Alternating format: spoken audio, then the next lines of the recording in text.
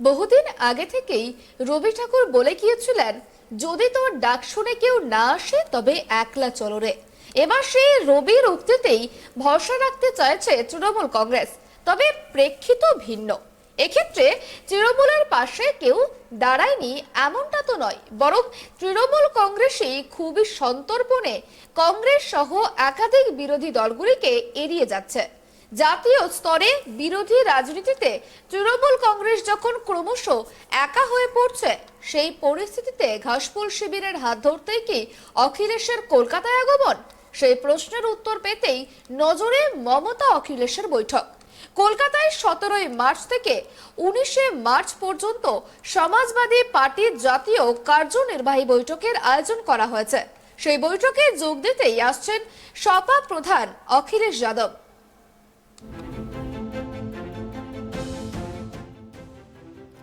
17 তারিখ অর্থাৎ আজ থেকে কলকাতায় শুরু হচ্ছে সমাজবাদী পার্টির কার্যনির্বাহী কমিটির বৈঠক। সেই বৈঠকের মাঝেই আজ বিকেল 5টায় মমতা বন্দ্যোপাধ্যায়ের সঙ্গে বৈঠক করবেন সমাজবাদী পার্টির প্রধান অখিলেশ যাদব। আগামী বছর লোকসভা নির্বাচন, রাজনৈতিক দলই সে নির্বাচনের কথা মাথায় রেখেই ইতিমধ্যেই সলতে পাকানো শুরু করেছে। তার আগে সমাজবাদী পার্টির প্রধানের সঙ্গে তৃণমূল নেত্রীর এই বৈঠক যথেষ্টই তাৎপর্যপূর্ণ। সমাজবাদী পার্টির সহসভাপতি কিরণময় নন্দ সংবাদ মাধ্যমে এই বৈঠককে গুরুত্বপূর্ণ বলেই মন্তব্য করেছেন। তার কথায় বিজেপি সবার প্রধান শত্রু, আবার তৃণমূল কংগ্রেসের মূল রাজনৈতিক শত্রু বিজেপি।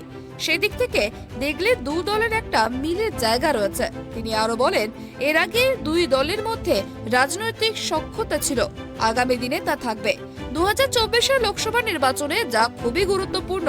তিনি বলেন, এই বৈঠক নিয়ে রাজনৈতিক মহলেও যথেষ্ট কৌতূহল রয়েছে। প্রচুর ফোন আসছে, কি আলোচনা হতে পারে তা জানতে চেয়ে। তবে এই বৈঠকে জোটের রাস্তা খুলবে কিনা তা নিয়ে তিনি কিছু জানাননি। তবে জোট নিয়ে দলের অবস্থান স্পষ্ট করেছেন তিনি। সপার নেতা তথা রাজনৈতিক প্রাক্তন মন্ত্রী বলেন, বিজেপিকে হারাতে যার যেখানে বেশি শক্তি তাকে সমর্থন করা উচিত। তবে বৈঠকে যে বিরোধী জোট প্রসঙ্গ উঠবে তা বলাই বাহুল্য। Bureau report, tribe TV.